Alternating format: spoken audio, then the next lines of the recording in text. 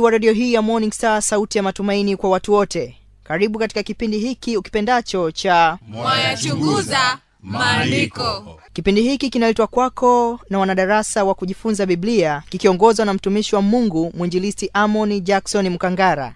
Mengi ya masomo utakayoyapata katika kipindi hiki ni majibu kwa maswali yako, ndugu msikilizaji. Na kila mwisho wa somo tutakupa namba ya mwinjilisti ili upate fursa ya kuuliza swali lako, nao utajibiwa kwa njia ya radio kupitia kipindi hiki cha Mwayachunguza Maandiko. Nikukaribisha hivi sasa ni mimi mwanadarasa Prince Emmanuel, nikikusihi uwe nasi mpaka mwisho.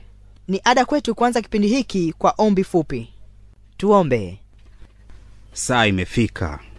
Unene nasi Mungu tangu mwanzo huu wa kipindi hadi tutakapofikia tamati. Ni katika jina la Yesu tunaomba. Amina.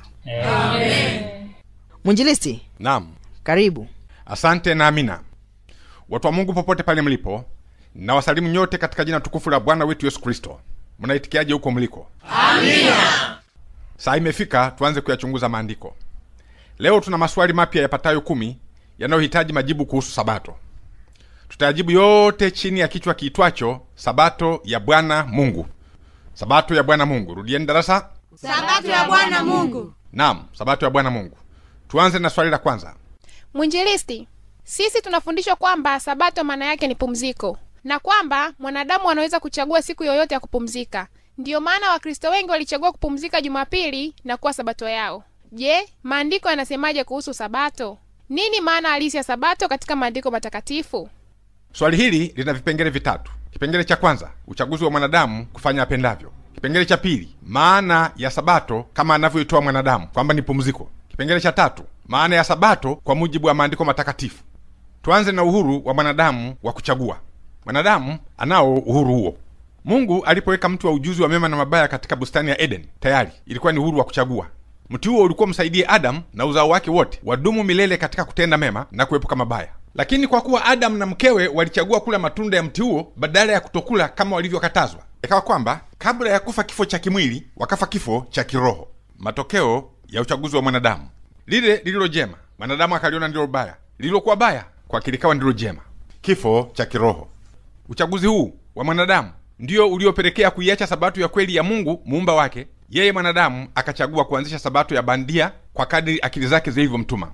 Na alianzia karibu na marango ya Eden, pale alipoanzisha ibada ya kuabudu jua ambalo ni kiumbe, akapofushwa na ujinga na hila asimwabudu muumba wa jua hilo.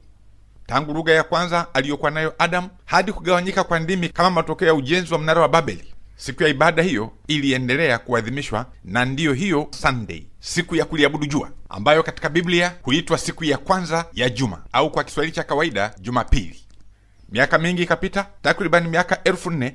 Mungu kwa kupenda ulimwengu ili auokoe kutoka katika dhambi zake, akamleta Yesu kama mwanakondoo wa Mungu aichukue dhambi ya ulimwengu, ili kila mtu amwaminie asipotee bali awe na uzima wa milele. Mungu Mwenyezi akamfanya kuwa Bwana wa Sabato. Mpango wa ukombozi ukawa kwamba ni sharti Yesu amwage damu yake kwa kifo cha msalaba, afe na afufuke kama limbuko la waliokufa, kama kielelezo cha uwezo wa Mungu wa kuishinda mauti, na hivyo kuwapa tumaini watu wa Mungu waliokuwa wakimwogopa Ibilisi, aliyekuwa muuaji tangu zamani na ambaye amekuwa akilitumia kaburi kama jela yake. Yesu kwa kuwa ni yule yule jana, leo na hata milele, baada ya kufufuka kwake akaendelea kuwa Bwana wa Sabato ya siku ya saba, Sabato ya Mungu Mwenyezi, muumba wa mbingu na nchi, bahari na vyote vilivyomo. Nini kilitokea baadaye? Katika uhuru wa mwanadamu wa kuchagua, pale ambapo Mungu alimtaka mwanadamu akumbuke uumbaji na kwamba milele zote yeye ni kiumbe, yeye akasema hilo sitaki. Ninalotaka mimi ni kukumbuka kufufuka kwa Yesu. Uhuru wa kuchagua. Kwenu ndugu zangu Waislamu mnaonisikiliza, mkisoma ile Ayatul Kursi katika Qur'an, Suratul Bakara, juzuu ya Tilka Rusul, aya 256 na 257, Mwenyezi Mungu anasema hakuna kulazimishwa mtu kuingia katika dini. Uongofu umekwisha kupambanuka na upotofu. Hili ni kuthibitisha uhuru wa mwanadamu wa kuchagua, lakini kila chaguo lina malipo yake, na mlipaji ni Mwenyezi Mungu. Kwa watakao muasi waliokufuru, aya hizo zinasema hao ndio watu wa motoni na humo watakaa milele. Katika ile Suratul Kahf, juzuu ya 26 na aya ya 30, Mwenyezi Mungu anasema siku tutakaoiambia Jahannam umejaa, nawe itasema je, kuna zaidi? Na waje tu. Hao ni viumbe gani? Hao ni wanadamu na majini waliomwasi Mwenyezi Mungu kwa kuchagua. Kwenu ndugu zangu wa Kristo, hili liko nje katika Biblia. Habari ya chaguo ukaisikia katika Yoshua 24 mstari wa 15. Yoshua 24 mstari wa 15. Nanyi kama mkiona ni vibaya kumtumikia Bwana, chagueni hivi leo mtakayemtumikia. Fanyeni nini hivi leo? Chagueni hivi leo mtakayemtumikia. Lakini uchaguzi wangu mimi? Lakini mimi na nyumba yangu tutamtumikia Bwana. Amen. Na kama wapo watakaochagua kumwasi Mungu, je, itakuwaje? Isaya 66 mstari wa 23 na 24. Na itakuwa mwezi mpya hata mwezi mpya, na sabato hata sabato, wanadamu wote watakuja kuabudu mbele zangu, asema Bwana. Darasa, ni nani hawa wanaoitwa wanadamu wote? Ni wale washindi. Washindi dhidi ya nini? Dhidi ya dhambi. Ambao watakuwa katika ufufuo upi? Ufufuo wa kwanza. Fungu la 24. Nao watatoka nje na kuitazama mizoga ya watu walioniasi, maana funza wao hata kufa, wala moto wao hautazimika, nao watakuwa chukizo machoni pa wote wenye mwili. Darasa, watakatifu hawa watakaotoka nje kuangalia mizoga ya watu waliomwasi Mungu watakuwa katika mji unaoitwa jina gani? Yerusalemu mpya. Wenye umbo gani? Umbo la mraba. Wenye milango mingapi? Milango 12. Na sasa tunaona watakatifu hao wakitumia milango hiyo kutoka nje kuitazama nini? Kuitazama mizoga. Mizoga ya wanyama? Hapana. Mizoga ya ndege? Hapana. Bali mizoga ya watu gani? Ya watu waliomwasi Mungu. Naam, mwanadamu anao uhuru wa kuchagua sabato aipendayo, akaiacha ile ya muumba wake, lakini ajue mwisho wake ni kuwa mzoga. Mwisho wake ni njia za mauti. Mithali 16 mstari wa 25. Iko njia ionekanayo kuwa sawa machoni pa mtu, lakini mwisho wake ni njia za mauti. Tuje sasa kwenye fundisho lisemalo kwamba sabato maana yake ni kupumzika. Mwinjilisti, sisi tunafundishwa kwamba sabato maana yake ni pumziko. Watu wa Mungu mnaonisikiliza, si salama na si sahihi kutoa maana ya sabato kuwa ni pumziko. Darasa, ngoja niwaulizeni maswali machache ya kutumia akili. Tuanze na pale Ibrahimu na Sara walipotembelewa na malaika watatu wa Bwana mithili ya wanadamu ili kuwapa ahadi ya mtoto Isaka. Mwanzo sura ya 18 ule mstari wa 1 hadi wa 4.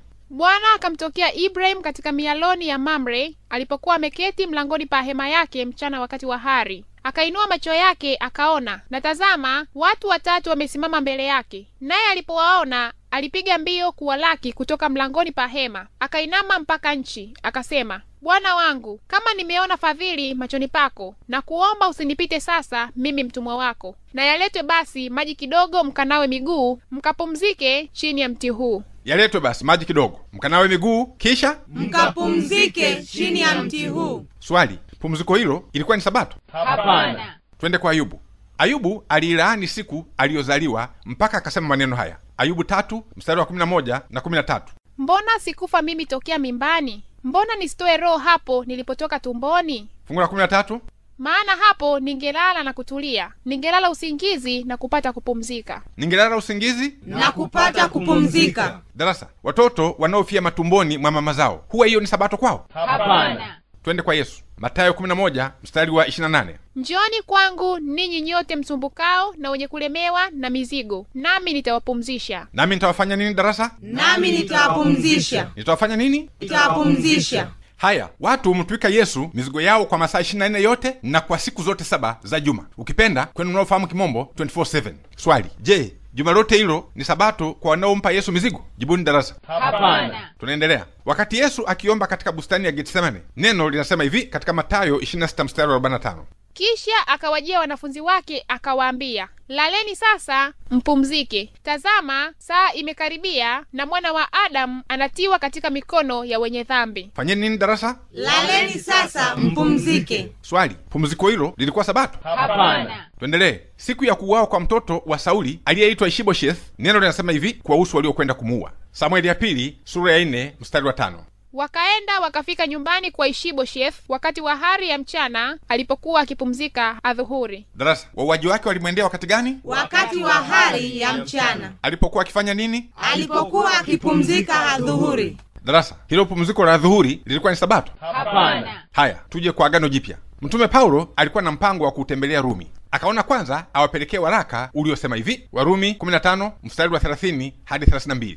Ndugu zangu, nawasihi kwa Bwana wetu Yesu Kristo na kwa upendo wa Roho, jitahidini pamoja nami katika maombi yenu kwa ajili yangu mbele za Mungu, kwamba niokolewe na wale wasioamini katika Uyahudi, na tena huduma yangu nilionayo huko Yerusalemu ikubarike kwa watakatifu, nipate kufika kwenu kwa furaha kama apendavyo Mungu, nikapate kupumzika pamoja nanyi. Nikapate kufanya nini pamoja nanyi? Nikapate kupumzika pamoja nanyi. Darasa, hiyo ilikuwa ni sabato? Hapana. Twende kwenye ujumbe wa malaika watatu ulio katika Ufunuo 14 mstari wa 13. Msomaji. Nikasikia sauti kutoka mbinguni ikisema, andika, heri wafu wafao katika Bwana tangu sasa, naam, asema Roho, wapate kupumzika baada ya taabu zao, kwa kuwa matendo yao yafuatana nao. Heri wafu wafao sasa katika Bwana. Wapate kufanya nini darasa? Wapate kupumzika Baada ya nini? baada ya taabu zao. Swali. Neno linasema heri wafu wafao katika Bwana tangu sasa wapate sabato baada ya taabu zao? Hapana. Mtu wa Mungu naye nisikiliza, naamini umeelewa ni kwa nini nimesema si salama na si sahihi kufundisha watu wa Mungu ya kwamba sabato maana yake ni pumziko. Sasa kama sabato si pumziko, je, sabato ni nini? Tuyachunguze maandiko. Tunaanzia wapi? Tunaanzia pale neno sabato lilipoanza kutumiwa katika Biblia. Sawa sawa darasa? Ndio. Sabato inatajwa kwa mara ya kwanza wakati wana wa Israeli wanaokota mana jangwani kabla ya amri 10 kutangazwa na Mungu Mwenyezi katika mlima Sinai. Twende Kutoka sura ya 16 mstari wa 23. Akawaambia, Ni Musa huyo. ndilo neno alilonena Bwana, kesho ni starehe takatifu. Kesho ni nini darasa? Ni starehe takatifu. Msomaji, rudia. Akawaambia, ndilo neno alilonena Bwana, kesho ni starehe takatifu, sabato takatifu kwa Bwana. Darasa, neno limesema kesho ni pumziko takatifu? Hapana. Bali limesema kesho Ni starehe takatifu, starehe ambayo imeitwa sabato takatifu kwa Bwana. Kwa hiyo neno linaloendana na sabato ya Bwana Mungu, sabato ya siku ya saba, ni kupumzika. Hapana. Bali ni nini? Kustarehe. Semeni sasa. Mwayachunguza maandiko. Hebu tuangalie kile Biblia inachokisema kwa kukirudia kuhusu sabato. Je, ni starehe au ni pumziko? Tuanzie kumalizika kwa uumbaji. Mwanzo sura ya 2 mstari wa 1 hadi wa 3. Basi mbingu na nchi zikamalizika na jeshi lake lote, na siku ya saba Mungu alimaliza kazi yake yote aliyoifanya, akastarehe siku ya saba. Akapumzika siku ya saba. Darasa. Hapana. Bali Akastarehe siku ya saba. akafanya nini? Akastarehe. Rudia msomaji. Akastarehe siku ya saba, akaacha kufanya kazi yake yote aliyoifanya. Fungu la 3.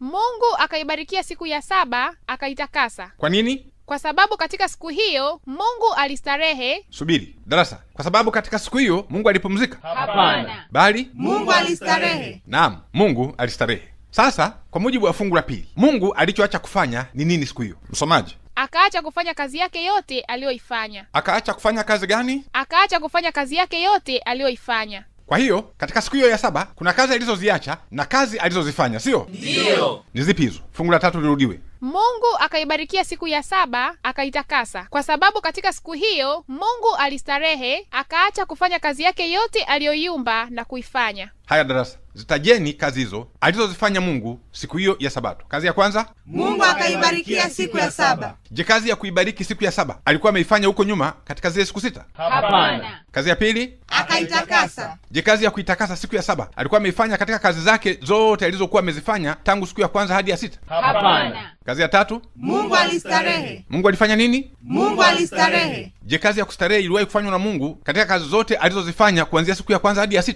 Hapana. Darasa, hivi mnafahamu kwamba kustarehe na kupumzika ni mambo mawili tofauti? Ndio. Mnafahamu kwamba kupumzika si kufanya kazi, sio? Ndio. Basi leo mtafahamu kwamba kustarehe si kupumzika, kustarehe ni kufanya kazi. Amen. Nianze kwa kuwauliza kibinadamu.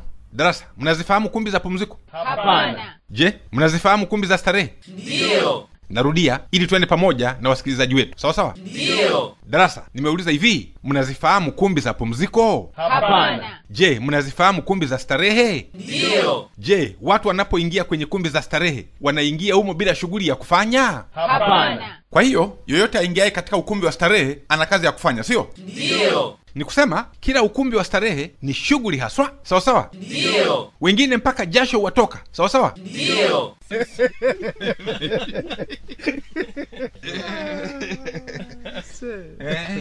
Sasa ulijue hili, ndivyo ilivyo hata kwa watu wa Mungu. Sabato ya Mungu kwa watu wake ni sabato ya kustarehe, si ya kupumzika.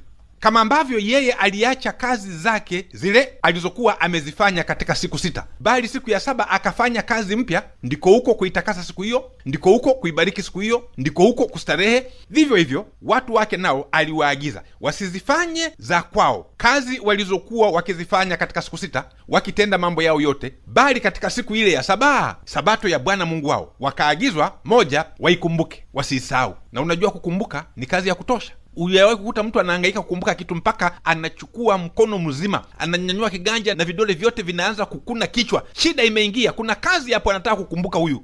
Amen. Hiyo moja, waikumbuke. Pili, waitakase. Na tatu, wastarehe kwa kufanya yaliyo mapenzi ya Mungu kwa maelekezo yake mwenyewe. Hivyo basi, wakiingia katika starehe yake, wakiingia katika sabato yake, ni lazima wawe na kitu cha kufanya katika kustarehe kwao, na kitu hicho kiwe tofauti na vile walivyokuwa wakivitenda katika siku 6 za kutafuta furaha yao au mapumziko yao kwa kadiri walivyotaka wao. Kwa mfano, ikiwa siku ya sabato ya Bwana Mungu, siku hiyo watajumuika pamoja, iwe ni kusikiliza neno, iwe ni kutafakari juu ya uumbaji na matendo makuu ya Mungu, iwe ni kuimba katika kumtukuza, iwe ni kutoa sadaka au kumrudishia zaka, iwe ni kuhubiri mimbarani mpaka jasho imtoke mhubiri, iwe ni kushuhudia, iwe ni kuomba au kusali, iwe ni kukemea au kutoa mapepo kwa jina la Yesu, iwe ni kutembelea wagonjwa au wafungwa au wafiwa au yatima. Yote haya ni sehemu ya kazi iliyomo katika starehe ya Bwana Mungu katika sabato yake takatifu. Amen. Nakumbukeni kile Yesu alichosema baada ya kumponya mgonjwa aliyeugua kwa miaka 38. Mgonjwa huyu alipoponyeshwa na Yesu siku ya sabato na akaambiwa, jitwike godoro lako uende, nini kilitokea? Yohana sura ya 5 mstari ule wa 15 hadi 17. Yule mtu akaenda zake akawapasha habari Wayahudi ya kwamba ni Yesu aliyemfanya kuwa mzima. Kwa sababu hiyo Wayahudi wakamudhi Yesu kwa kuwa alitenda hayo siku ya sabato. Akawajibu, Baba yangu anatenda kazi hata sasa, nami ninatenda kazi. Darasa, Yesu aliwajibuje Wayahudi? Baba yangu anatenda kazi hata sasa, nami ninatenda kazi. Kwa hiyo darasa, fundisho la Biblia ni kwamba sabato si kupumzika, bali ni kustarehe. Semeni darasa. Mwayachunguza maandiko. Sasa ni kweli unapumzika kwa kutokuzifanya kazi zako zile za siku 6, lakini kwa kuwa starehe inakupa majukumu ya kufanya kama Mungu anavyoelekeza, basi pumziko lako kuacha yale uliyokuwa ukiyafanya siku 6 zilizopita. Pumziko hilo halichukui maana ya sabato hiyo. Hilo uliweke maanani. Kwanza ni lazima sabato iwepo, na ndipo ndani yake liingie pumziko. Lakini pumziko lenye masharti ya kustarehe ndani ya sabato hiyo ni kusema uwe na kitu cha kufanya na ukifanye kama apendavyo Mungu ndani ya siku yake hiyo ya sabato. Amen. Nitakupeni mfano halisi. Israeli iliagizwa na Mungu iwe na sabato ya nchi ambapo ardhi ingepumzika kila baada ya miaka 6. Ule wa 7 iwe ni pumziko kwa nchi. Mambo ya Walawi 26 mstari wa 34. Hapo ndipo nchi itakapozifurahia sabato zake, wakati itakapokuwa hali ya ukiwa. Nanyi mtakapokuwa katika nchi ya adui zenu, ndipo nchi itakapopumzika na kuzifurahia sabato zake. Fungu hili linachosema ni nini? Ni hiki: kupumzika kwa ardhi au nchi kulimaanisha nchi hiyo kuacha kutoa mazao iliyokuwa ikiyatoa kwa miaka 6 mfululizo, ili mwaka wa sabato ikastarehe. Na kwa kuwa starehe haikumaanisha kukaa bila kazi, jobless, basi starehe ya ardhi au kazi ya ardhi ndani ya sabato yake ilikuwa ni kuzalisha au kutengeneza rutuba upya chini ya Mungu muumbaji wa ardhi hiyo, ili baada ya sabato hiyo nchi iendelee na kazi zake za miaka 6 za kutoa mazao. Hilo moja. La pili ni hili: kabla mwaka wa 7 haujafika, wewe ukaamua kuipumzisha ardhi katika mwaka wa 3 au wa 5, basi pumziko hilo la ardhi au nchi si sabato, na nchi haitaifurahia sabato hiyo, maana si sabato. Habari ndiyo hiyo. Lakini mwaka wa 7 ukifika, ikawa ni sabato ya nchi, ndipo nchi itakapopumzika na kuzifurahia sabato zake. Ni kusema katika kufurahia sabato zake, furaha hiyo ilitokana na kuwekwa na Mungu mwenyewe badala ya mwanadamu ambaye ni mavumbi. Haleluya darasa. Amen. Jambo hili basi linatuleta kwenye kuitazama sabato kwamba ni sheria ya Mungu, mwanadamu aijue na kuitii.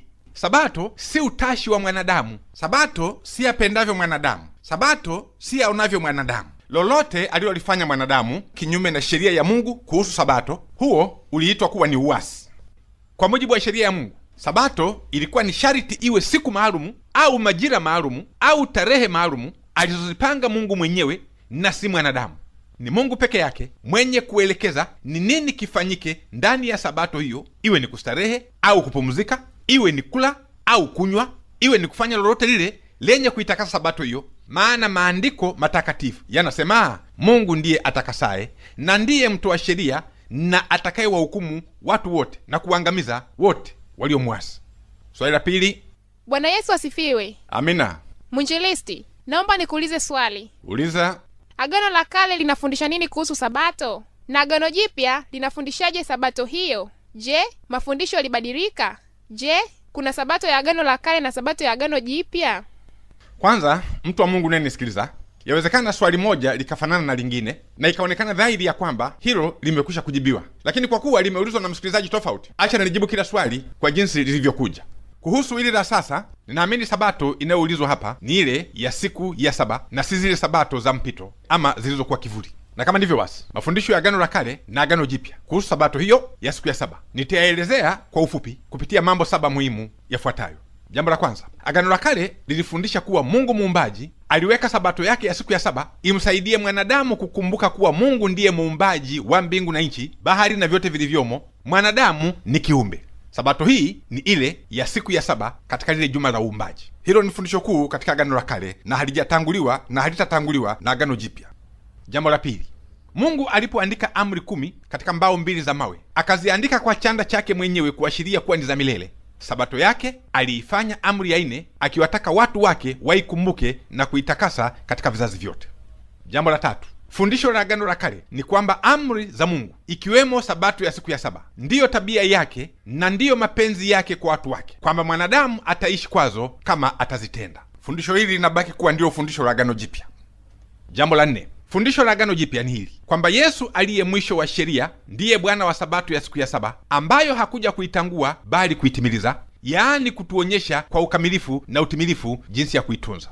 Jambo la 5, kwa kuwa kuikumbuka sabato ya siku ya saba na kuitakasa ni amri ya Mungu ya milele kwa watu wake, basi hiyo ni Torati. Na kwa kuwa ni Torati, Yesu anasema ni rahisi kwa mbingu na nchi kutoweka kabla yodi moja au nukta moja ya Torati haijatoweka. Ni kusema kama ukitazama juu na sasa hivi utazame, ukaiona mbingu iko na hapa chini nchi iko pale pale, basi usiwe miongoni mwa wapumbavu wanaodhani sabato ya Mungu ya siku ya saba imetoweka.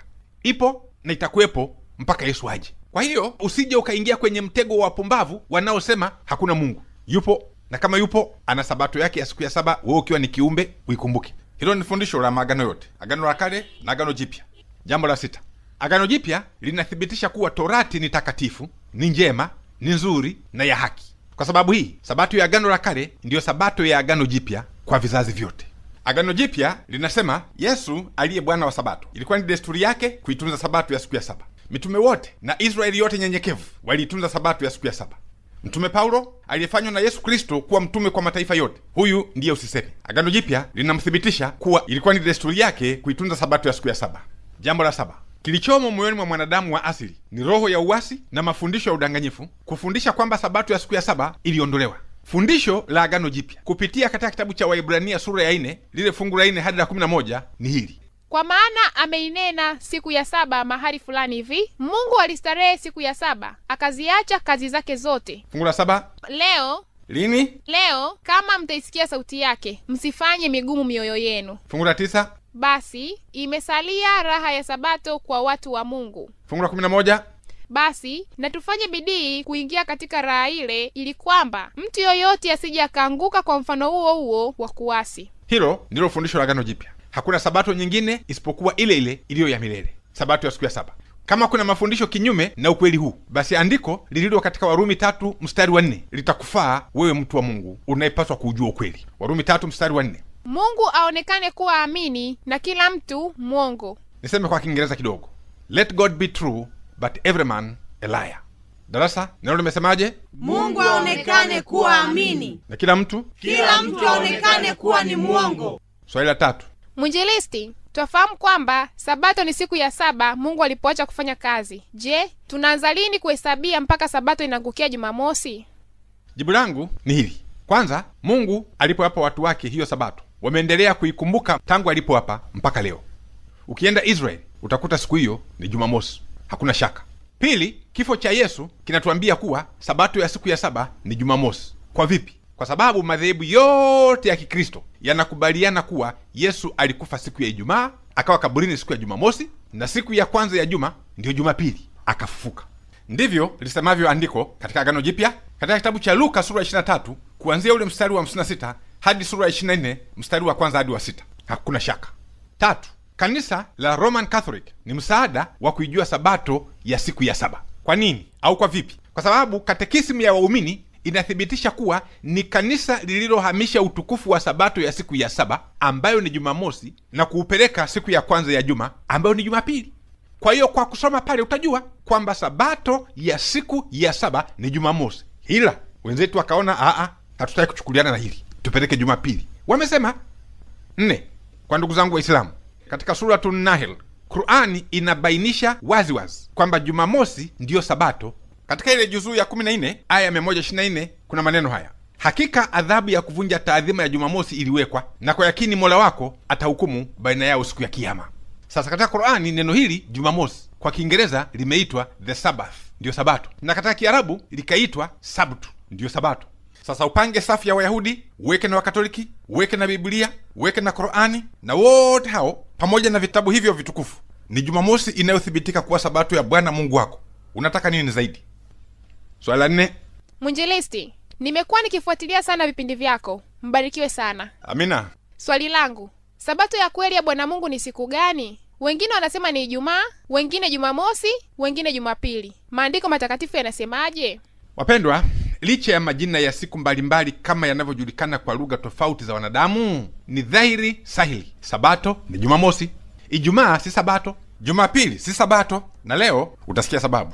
Kwa ndugu zangu Waislamu, siku hiyo ya Ijumaa wao wameamriwa hivi, Qur'an Surat Jumua juzuu ya 28 aya ya 9 na ya 10: enyi mlioamini, kukiadhiniwa kwa ajili ya sala siku ya Ijumaa, nendeni upesi kumtaja Mwenyezi Mungu na acheni biashara, na itakapokwisha sala tawanyikeni katika ardhi, mtafute fadhila za Mwenyezi Mungu na mkumbukeni Mwenyezi Mungu kwa wingi. Kwa hiyo Ijumaa si sabato. Ni kusema rudini kwenye kazi zenu, msistarehe na kuziacha kazi zenu, nendeni mkazifanye. Ijumaa si sabato. Jumapili je? Jumapili si sabato ya Bwana Mungu kwa sababu kuu 4, na ukasikilize. Sababu ya kwanza, maandiko matakatifu yanaitaja sabato kama sheria ya Mungu, si yapendavyo mwanadamu. Sabato ya siku ya saba ni mapenzi ya Mungu, na mapenzi ya Mungu ndiyo yanayotimizwa mbinguni. Na Yesu akafundisha wanafunzi wake, akamwambia, msalipo semeni kumwambia Baba yenu aliye mbinguni kwamba mapenzi yako yatimizwe hapa duniani kama huko mbinguni. Ni kusema sabato yako ya siku ya saba ikumbukwe na kutakaswa hapa duniani kama huko mbinguni. Haleluya darasa. Amen. Na Mungu si kigeugeu, hawezi kuwa na sabato mbili, moja iwe ya Wayahudi, nyingine ya watu wa mataifa. Ya nini? Yeye anasema mimi ni Mungu wa wote wenye mwili, Yeremia 32 mstari wa 27. Na Mtume Paulo akasema katika Kristo hakuna Myahudi wala Myunani, sote tumekuwa ni mmoja katika Kristo. Na kama tumekuwa katika Kristo, basi sisi wote ni wa Ibrahimu na warithi sawasawa na ile ahadi. Na hata kama kwa hila Wayahudi wataona donge kwa wokovu kuwaijia watu wa mataifa, bado tutabanana katika sabato hiyo moja, sabato iliyokumbushwa uumbaji, sabato ya Mungu wa wote wenye mwili, sabato ya Mungu atakasaye, na ni ya siku ya saba. Haleluya darasa. Amina. Kwa sabato ya siku ya saba hakatwi mtu hapa.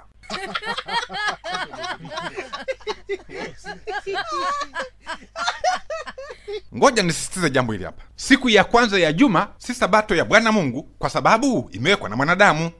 Sasa lazima umjue Mungu kwamba yeye ndiye mtunga sheria, yeye ndiye mwenye kuhukumu, yeye ndiye mwenye kuokoa na ndiye mwenye kuangamiza. Yakobo 4 mstari wa 12. Mtoa sheria na mwenye kuhukumu ni mmoja tu, ndiye awezaye kuokoa na kuangamiza. Darasa, mmelisikia andiko? Ndiyo. Ni nani huyo mtoa sheria na mwenye kuhukumu aliye mmoja tu awezaye kuokoa na kuangamiza? Ni mwinjilisti? Hapana. Ni mchungaji? Hapana. Ni mtume? Hapana. Ni nabii? Hapana. Ni askofu? Hapana. Ni papa? Hapana. Ni Petro? Hapana. Ni shetani? Hapana. Ni mwanadamu awaye yote? Hapana. Bali ni nani? Ni Mungu Mwenyezi. Ni nani? Ni Mungu Mwenyezi. Kwa hiyo kwa mwanadamu kujiwekea Jumapili na kuitangaza kuwa ni sabato ya Mungu ni kinyume cha sheria ya Mungu, na si agizo la Mungu, wala si agizo la Yesu, wala si agizo la mitume, na halimo katika maandiko matakatifu tangu kitabu cha Mwanzo mpaka Ufunuo. Aliye na sikio la kusikia na asikie. Sababu ya pili ya Jumapili kutokuwa sabato ni kwamba Mungu mwenyewe hakuita siku hiyo kuwa ni sabato. Yesu katika mwili hakuja kama Bwana wa siku ya kwanza ya juma. Yeye alikuja akiwa ni Bwana wa sabato ya siku ya saba, na alipokufa kisha akafufuka hakuibadili sabato hiyo, na wala wanafunzi wake hawakuibadili yeye kama Bwana wa sabato. Maandiko matakatifu yanasema yeye ni yule yule jana, leo na hata milele. Amen. Sababu ya tatu kwa Jumapili au siku ya kwanza ya juma kutokuwa sabato ni hii: maandiko matakatifu yameiandika siku hiyo mara 8 katika Agano Jipya, na mara zote hizo 8 hakuna hata moja ambayo imeandikwa kuwa siku ya kwanza ya juma ni sabato ya Bwana Mungu wako. Haipo. Kwa habari ya sabato ya siku ya saba basi imetajwa mara 138 katika Biblia. Zile sabato za mpito au vivuli nazo zikatajwa mara 35, na zote aliyeziweka ni Mungu Mwenyezi, na zote zinahusiana na namba 7, namba kamilifu ya Mungu. Sababu ya 4 ya Jumapili au siku ya kwanza ya juma kutokuwa sabato ni hii, na ukanisikilize kwa makini, ewe mtu wa Mungu. Wazo la kuikumbuka siku hiyo kama siku ya kufufuka kwa Bwana wetu Yesu Kristo, wazo hilo lilipoingia kanisani kwa mara ya kwanza, Wakristo wa awali, kwa kuwa walikuwa wanamcha Mungu, waliiadhimisha siku hiyo bila kuiita sabato. Darasa, mmesikia nilichokisema? Ndio. Waliiadhimisha Jumapili kama siku ya kwanza ya juma, siku alipofufuka Yesu, lakini hawakuiita sabato. Kwa nini? Kwa sababu haikuwa sabato. Ukanisikilize mtu wa Mungu. Tendo hilo la wao kuiadhimisha walilifanya miongoni mwa kazi walizoamriwa kuzifanya ndani ya siku 6, wakitenda mambo yao yote, kukiwemo kukumbuka kufufuka kwa Yesu siku ya Jumapili, na kwa wengine waliopenda kukumbuka kufa kwake siku ya Ijumaa kama ilivyojulikana. Ilipofika sabato, ikakumbukwa kama sabato, ikatakaswa kama sabato, wakadumu kumwabudu Mungu katika roho na kweli. Amen. Ukengeufu umetoka wapi? Ukengeufu ulikuja pale azima ya kuikataa sabato ya kweli ilipoingia. Upagani ukaingia kanisani. Upagani ukasema, sisi tuna siku yetu, Mungu huyo tutamwabudu, lakini katika siku yetu, na siku yetu ni ya kuabudu jua, Sunday. Ila sasa hatutaabudu jua. Mmetufundisha kwamba jua ni kiumbe, sasa tumwabudu Mungu wa kweli, lakini katika siku yetu. Ukristo uliokuwa umekwenda kuiongoa dunia imjue Kristo, Ukristo wa Kristo wenzetu hao ukawa dhaifu kiasi kwamba wao wakaridhia siku ya ibada hiyo ya kipagani, wakawa kama Naamani Mkoma aliyefikiri maji ni maji tu, hata kama ni ya mito ya Dameski, mto Abana na mto Farpari, badala ya yale ya mto wa Yordan. Wakaona siku ni siku tu, kupumzika ni kupumzika tu. Sabato yaweza kuwa siku yoyote ile, maadamu hatuabudu jua bali Mungu wa kweli katika siku ya jua, hakuna shida. Wakaanza kutafuta sababu katika Biblia kwamba kwa kuwa Yesu alifuka Jumapili, basi na sisi tumpe hiyo Jumapili. Shida ipo, ni kubwa na ni ya kufisha. Ole ni kwa mambo ya kupotosha na kukosesha, na huyo akoseshaye. Swali la 5. Mtu wa baba, naomba kusaidiwa. Wakristo wanaosali siku ya Jumapili wanasema Jumapili ndio siku ya Bwana. Wale wanaosali Jumamosi wanasema hiyo ndio siku ya Bwana. Tafadhali tuondolee utata huo kwa kuyachunguza maandiko matakatifu. Hapa niseme mambo mawili. Jambo la kwanza, kwa mujibu wa maandiko matakatifu, siku kuwa ya Bwana haifanywi na mwanadamu, hufanywa na Mungu mwenyewe aliye Bwana wa mabwana. Jambo la pili, siku ya Bwana Mungu Mwenyezi hutamkwa na yeye mwenyewe katika maandiko matakatifu, ama kwa kinywa chake mwenyewe au kupitia kwa mitume na manabii wake, si vinginevyo. Kinyume cha hapo, mwanadamu akiamua katika vikao vyake kumpa Bwana Mungu siku na akawatangazia wenzake kuwa sasa hii ndiyo siku ya Bwana, tangazo hilo au imani hiyo, kwa hekima ya mfalme Suleiman katika kitabu cha Mhubiri, ni ubatili na kujilisha upepo. Na jambo hili ni la hatari sana, kwa kuwa lina harufu ya kukufuru. Ukanisikilize mtu wa Mungu. Huko mwanzoni tumesema ni Mungu Baba aliyempa mwana wake wa pekee kuwa Bwana wa sabato ya siku ya 7, ndiye Yesu Kristo. Naye katika mwili akasema mwana wa Adamu ndiye Bwana wa sabato. Sasa upige picha atokee baba mwingine hapa duniani, kinyume na fundisho la Yesu kuwa hamtakuwa na baba duniani ila aliye mbinguni.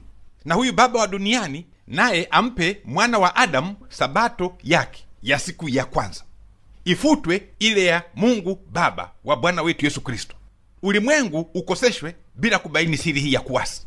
Unapata picha gani mbinguni? Mbingu na nchi, bahari na vyote vilivyomo, na wanadamu wote tukiwa ni viumbe, na muumba wetu ametaka tukumbuke milele zote kwamba yeye ni muumbaji, sisi ni viumbe. Mbingu kiumbe, nchi kiumbe, mwanadamu kiumbe, bahari kiumbe. Darasa, inaingia akilini kwamba mwanadamu ana uwezo wa kumpa Yesu sabato na Yesu akaikubali hiyo badala ile ya baba yake? Inaingia akilini? Hapana. Baada ya kuyasema hayo, basi tuingie katika maandiko matakatifu tuone siku ya Bwana inavyozungumzwa. Mko tayari darasa? Ndio. Kutoka sura 20 mstari wa 10. Lakini siku ya 7, siku ya ngapi? siku ya 7, siku ya ngapi? siku ya 7 ni sabato ya Bwana Mungu wako. Darasa, mmeisikia siku ya Bwana? Ndio. Neno limesema lakini siku ya kwanza ni sabato ya Bwana Mungu wako. Hapana. Kwa hiyo Mungu aonekane kuwa amini, na kila mtu aonekane kuwa ni mwongo. Isaya 58 mstari wa 13 na 14. Kama ukigeuza mguu wako usihalifu sabato, usifanye anasa yako siku ya utakatifu wangu, ukiita sabato siku ya furaha na siku takatifu ya Bwana yenye heshima, ukiitukuza kwa kutokuzifanya njia zako mwenyewe, wala kuyatafuta ya kupendezayo, wala kusema maneno yako mwenyewe, ndipo utakapojifurahisha katika Bwana. Darasa, mmesikia maneno? Ndiyo. Hiyo ni sabato ya siku gani? Ni sabato ya siku ya saba. Neno linasema usihalifu nini? Usihalifu sabato. Tena Usifanye anasa yako siku ya utakatifu wangu. ukiita sabato, Ukiita sabato siku ya furaha na siku ya namna gani? na siku takatifu ya Bwana yenye heshima, Ukiitukuza kwa kutofanya nini? kwa kutozifanya njia zako mwenyewe, Wala kuyatafuta ya kupendezayo, wala. wala kusema maneno yako mwenyewe. Msomaji, Ndipo utakapojifurahisha katika Bwana. kwa hiyo kwa mujibu wa maandiko haya, siku ya Bwana ni siku ya kwanza ya juma? Hapana. Ni siku ya kufufuka kwa Yesu? Hapana. Bali Ni sabato ya siku ya saba, iliyo ukumbusho wa nini? wa uumbaji, Na siyo kufufuka kwa Yesu. kwa maandiko haya. Basi tusemeje? Mungu aonekane kuwa amini, Na kila mtu. kila mtu aonekane kuwa ni mwongo. Swali la 6. Habari yako mwinjilisti. Habari ni njema. Sisi tunafundishwa kuwa Yohana aliposema katika Ufunuo 1:10 kwamba nalikuwa katika roho siku ya Bwana, siku hiyo ilikuwa ni Jumapili. Maandiko matakatifu yanasemaje? Darasa, maandiko yamethibitisha kwamba siku ya Bwana ni sabato ya siku gani? Siku ya saba. Na kama Yohana alikuwa katika roho siku ya Bwana, ni kusema alikuwa katika Sabato ya siku ya saba. shida iko wapi? Semeni tena. Mungu aonekane kuwa amini, Na kila mtu. kila mtu aonekane kuwa ni mwongo. Swali la 7. Mwalimu, naomba msaada. Katika Warumi 14 mstari wa 5 hadi wa 6 na Wakolosai 2 mstari wa 16 hadi wa 17 inaonekana mtu anaweza kuchagua siku yoyote ya ibada. Je, kuna ubaya wowote watu kutofautiana siku ya ibada na kuiita kuwa ni sabato yao takatifu?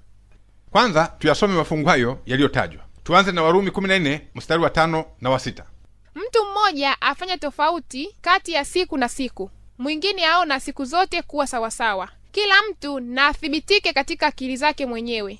Yeye aadhimishaye siku huiadhimisha kwa Bwana, naye alaye hula kwa Bwana, kwa maana amshukuru Mungu. Tena asiyekula hali kwa Bwana, naye pia amshukuru Mungu. Mtu wa Mungu nenisikiliza, ukitaka kuyaelewa mafungu haya, tuanze kwanza na lile fungu la 4. Somaji, Wewe nani unayemhukumu mtumishi wa mwingine? hapa kinachozungumziwa ni hukumu. Yesu alisema usihukumu, usije ukahukumiwa. Hiki ndicho anachokihubiri mtume Paulo.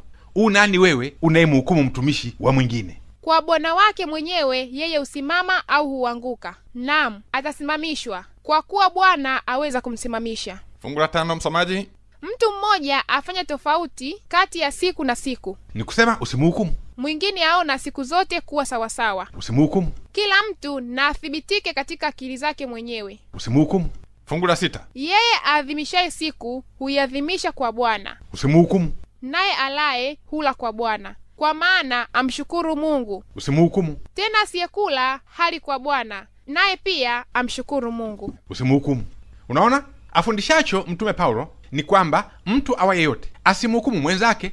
Lakini mtume Paulo hajakataza mtumishi wa Mungu kufundisha neno la Mungu kwa watu wa Mungu juu ya sabato yake takatifu na kuwaonya watu wa Mungu juu ya sabato bandia.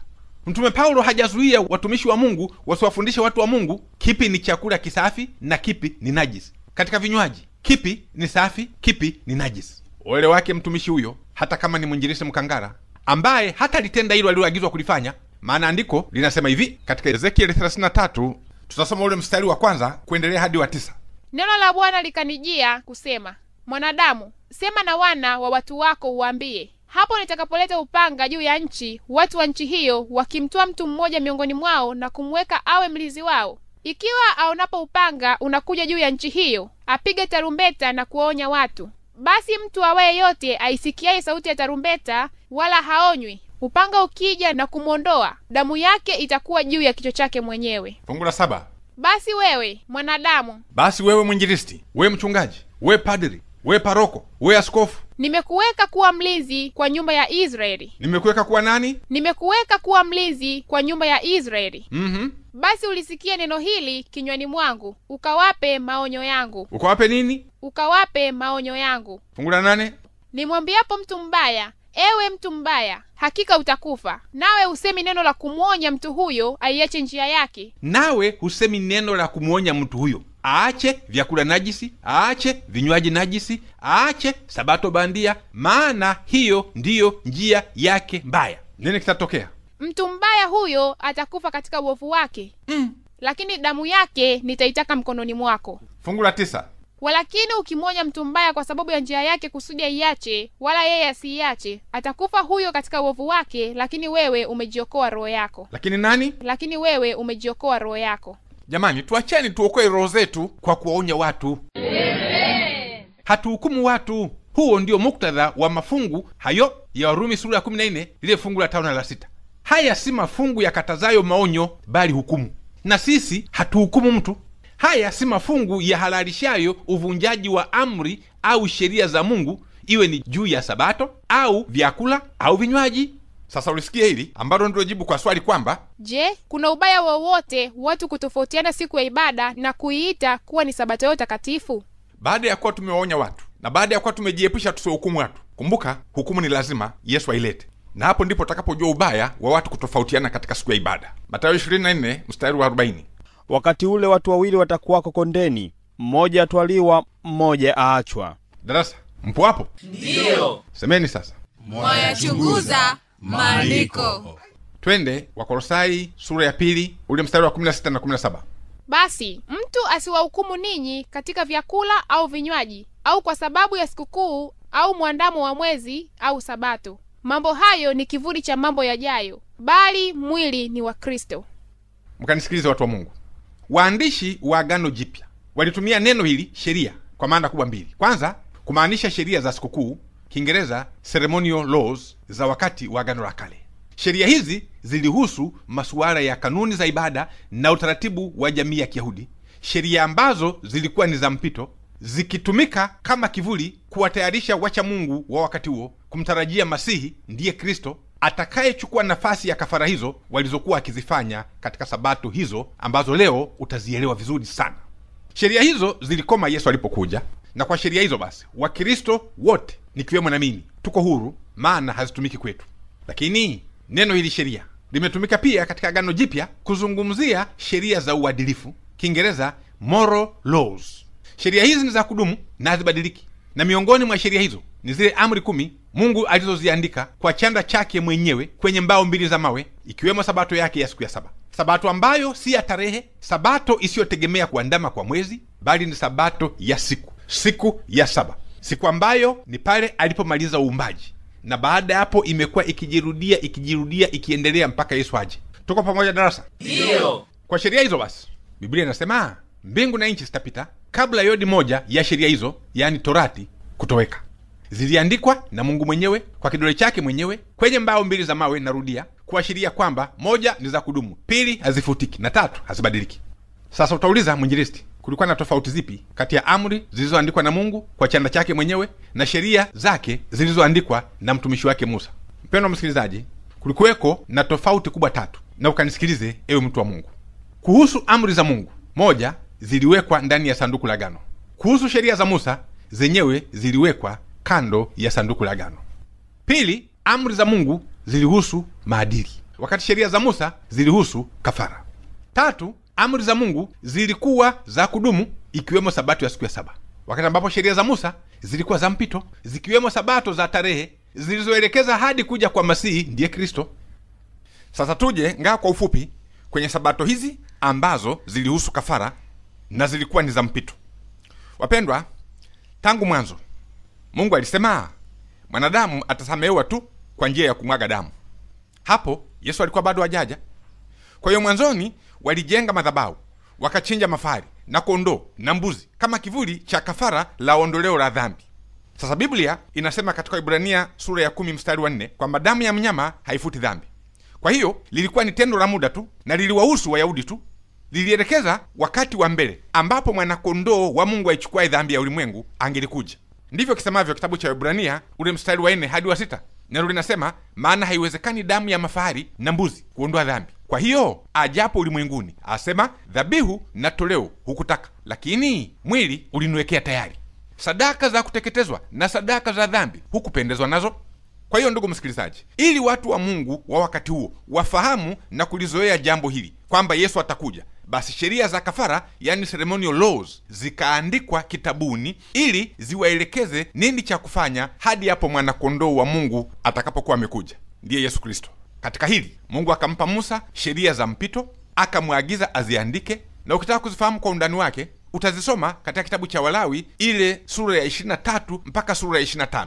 Chini ya sheria hizo kulikuwa na sikukuu mbalimbali zilizoitwa sabato au makusanyiko matakatifu. Sabato hizo zilitegemea tarehe au mwandamo wa mwezi. Kwa mfano, kulikuwa na sikukuu ya Pasaka. Sikukuu hiyo ilikuwa ni siku ya 14 ya mwezi wa kwanza kila mwaka. Siku hiyo ya 14 ingeweza kuangukia Jumatatu au Alhamisi au Ijumaa. Ni kama ilivyo sikukuu ya Christmas, ni ya tarehe. Tarehe 25 Desemba yaweza kuwa Jumamosi mwaka fulani, ikawa Jumatano mwaka mwingine, ikawa Jumapili mwaka mwingine. Lakini pale ambapo kwa bahati, yani by chance, tarehe hiyo ya Pasaka iliangukia katika siku ya 7 ambayo ilikuwa ni sabato ya Bwana Mungu, basi wana wa Israeli waliita high day au D-day, big day. Na kwa kuwa zilikuwa ni sikukuu, Israeli basi ilipewa maagizo ya vyakula na vinywaji maalumu vya kutumiwa katika sikukuu au katika sabato hizo. Ni kusema mtu au yeyote hakuruhusiwa kula chakula au kunywa kinywaji chochote kile isipokuwa kile tu alichoelekeza Mungu, ikiwa ni pamoja na mikate isiyotiwa chachu. Miongoni mwa sikukuu hizo au sabato hizo ambazo ziliambatana na vyakula na vinywaji na mwandamo wa mwezi zilikuwemo hizi 4. Kwanza, sikukuu ya Pasaka na mkate usiotiwa chachu. Pili, sikukuu ya mganda wa malimbuko. 3, sikukuu ya Pentecost. Na 4, sikukuu ya upatanisho. Kwa sikukuu hizo iliwalazimu Waisraeli popote walipo warejee Israeli kusherekea, vinginevyo kama wakikosa wauawe. Fikiria kama bado ingekuwepo sheria leo ambayo ingekuita wewe uende Yerusalemu mara 3 kwa mwaka kwa ajili ya sabato hizo. Nina hakika wewe na mimi tusingaliweza. Lakini siku hizo watu walisafiri kwenda Yerusalemu. Walikuweko pale siku ya Pasaka, walikuweko pale siku ya Pentecost, walikuweko pale siku ya patanisho. Walilazimika kuwepo pale kwa mujibu wa sheria ya Mungu iliyoandikwa na Musa. Sasa kwa kuwa sabato hizi pamoja na vyakula na vinywaji vyake vilikuwa ni kivuli, mara Yesu alipokuja muda mchache kabla hajaangikwa msalabani, akawaambia wanafunzi wake katika lugha ya Pasaka, yeye akiwa ndiye Pasaka wetu, mwana kondoo wa Mungu aichukua dhambi ya ulimwengu, akasema, huu ndio mwili wangu na hii ndio damu yangu, damu ya agano. Kila mlapo na kila mnywapo mwaikumbuka na kuitangaza mauti yangu hadi hapo nitakaporudi mara ya pili. Ni kusema huo ukawa ndio ukomo wa sabato ya Pasaka iliyokuwa na vyakula na vinywaji vyake kabla Yesu ajaja. Na hivyo basi, kwa lugha ya kiroho, hati ya sabato hiyo iliyokuwa ya tarehe ikitegemea kuandama kwa mwezi, iliyoambatana na vyakula na vinywaji vyake, ikagongomewa msalabani.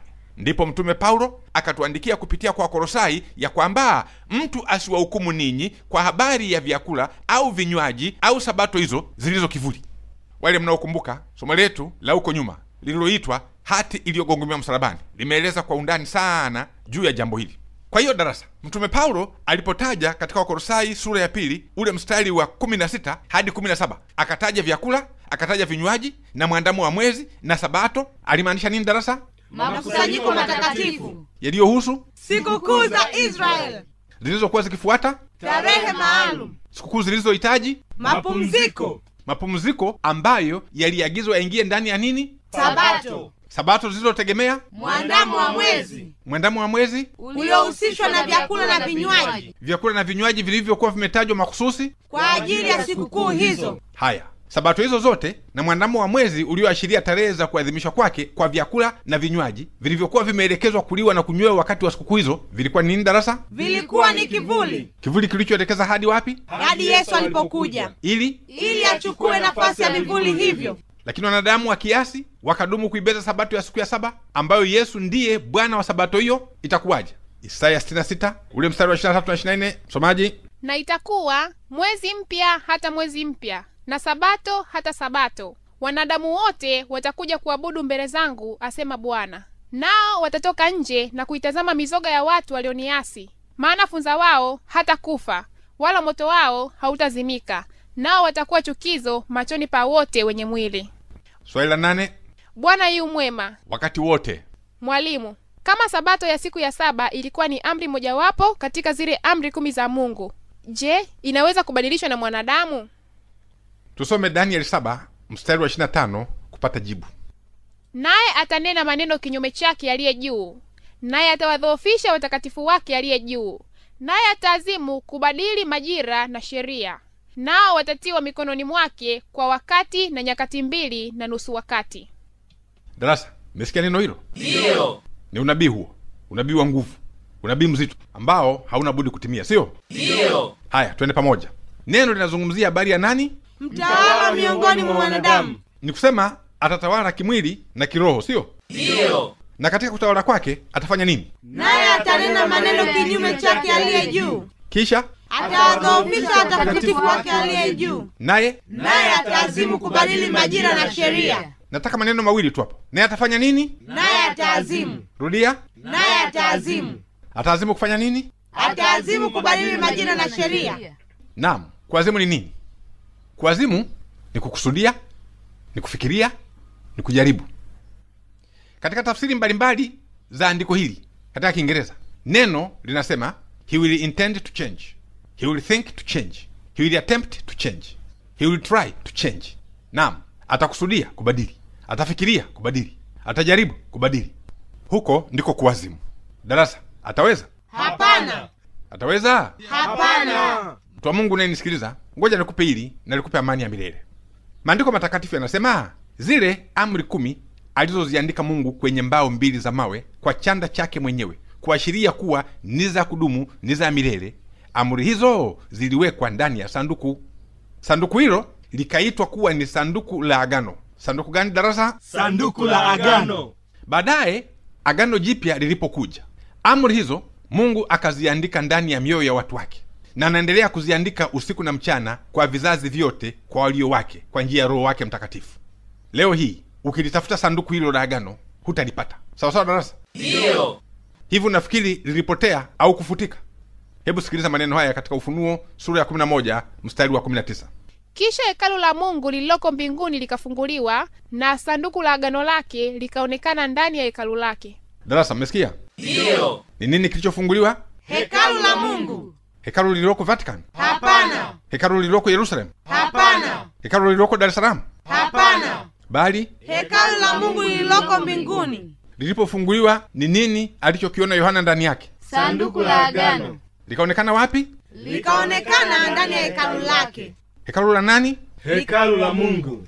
Swali, mwanadamu na upumbavu wake anao uwezo wa kwenda kuifuta amri ya 4 katika zile 10 ambazo zimo ndani ya sanduku la agano katika hekalu la mbinguni? Anaweza? Hapana. Anao uwezo wa kufuta alichokiandika Mungu kwa chanda chake mwenyewe? Hapana. Kwa hiyo huyo mtawala atakachotishia watakatifu aliye juu ni nini? Ni kuazimu kubadili. Na kwa kuazimu huko ataweza kubadili? Hataweza. Naam, hataweza. Ndio maana kwa miaka yote hii, takriban miaka 1900 iliyopita, amejaribu kuficha ukweli, lakini imeshindikana. Ameazimu kubadili amri za Mungu, lakini imeshindikana kwa njia asiyotarajia. Hivi leo ukweli wa neno la Mungu unatangazwa nje, na kwa walio wake aliye juu wanaendelea kuokolewa usiku na mchana, na kwa maelfu. Hii ni Morning Star, sauti ya matumaini kwa watu wote. Haleluya darasa. Amina. Kwa hiyo kwa swali kwamba mwanadamu yuwaweza kubadili amri za Mungu, jibu lake ni Hapana. ila kuwatisha na kuwadhoofisha kwa majira na nyakati 2.5 wakati, hilo atalifanya, lakini kuwashinda ngo. Swali la 9. Mwinjilisti ubarikiwe kwa mafundisho mazuri ya kila Ijumaa. Amina. Sisi ni miongoni mwa Wakristo tufundishwa kwamba miongoni mwa sababu za kuitunza Jumapili kama sabato yetu ni kuwa Mtume Paulo alikusanya sadaka siku hiyo kupitia Wakorinto wa kwanza 16 mstari wa 2, na akaonana na washiriki wa Troa siku ya kwanza ya juma kupitia Matendo 20 fungu la 7. Je, maandiko yanasema hiyo ilikuwa sabato ya Bwana Mungu? Wapendwa, kanisa pekee miongoni mwa utitiri wa madhehebu ya Kikristo ulimwenguni linalokiri kubadili utukufu wa sabato kutoka siku ya 7 na kuwa siku ya kwanza ya juma ni kanisa Katoliki. Na sababu wanayoitoa si kukusanya sadaka au changizo, bali kukumbuka kufufuka kwa Yesu. Madhehebu mengi yamefuata sababu hiyo. Sasa kama wapo wanaoadhimisha Jumapili kwa ajili ya changizo la sadaka kwa kumnukuu Paulo, mimi sina neno nao. Usishangae siku za usoni wakajitokeza watu watakaoiadhimisha Ijumaa jioni nyakati kama hizi. Kisa ilikuwa ndipo kinaendeshwa kipindi cha Mwayachunguza Maandiko.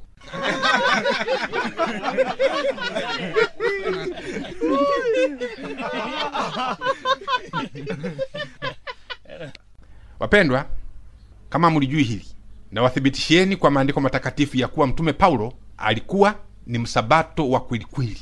Maana yake mtu aliyetunza sabato ya siku ya 7, ambaye Bwana wake Yesu Kristo alikuwa ndiye Bwana wa sabato hiyo. Matendo ya Mitume sura ya 13 fungu la 14, somaji. Lakini wao wakatoka Perge, wakapita kati ya nchi, wakafika Antiokia, mji wa Pisidia. Wakaingia katika sinagogi siku ya Sabato, wakaketi. Fungu la 42.